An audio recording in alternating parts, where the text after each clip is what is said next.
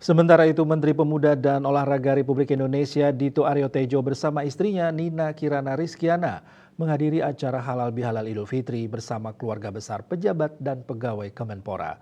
Menpora Dito menyampaikan sebagai bagian dari keluarga besar Kemenpora memiliki rasa tanggung jawab untuk menjadi contoh kedisiplinan demi meningkatkan semangat di dalam bekerja.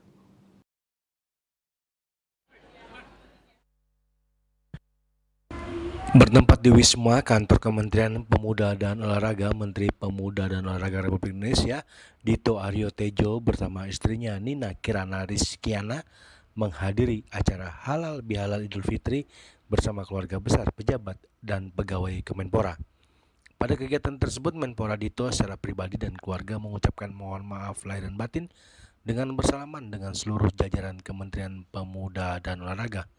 Menpora Dito juga menyampaikan sebagai bagian dari keluarga besar Kemenpora memiliki rasa tanggung jawab dalam mempromosikan nilai-nilai persatuan dan kerjasama untuk Kemenpora bisa lebih baik lagi ke depannya.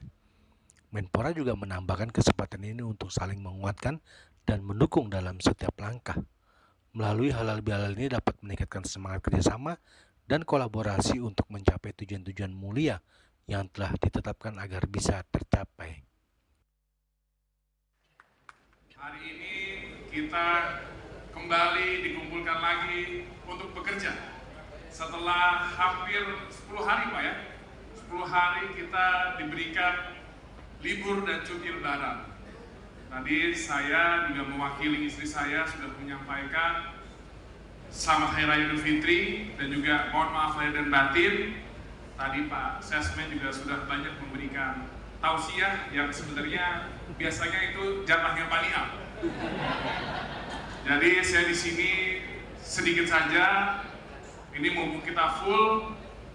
Ini juga waktu kemarin buka puasa itu tepat 1 tahun saya menjabat di kantor ini, dan mumpung ini ramai banget, saya ingin menyampaikan saya ingin menyampaikan terima kasih kepada seluruh keluarga besar Kemenpora yang sudah berkenan dan menyatukan ritme selama 1 tahun ini. Kita lihat bagaimana banyak sekali terobosan dan juga Kemenpora ini reform seperti tagline-nya.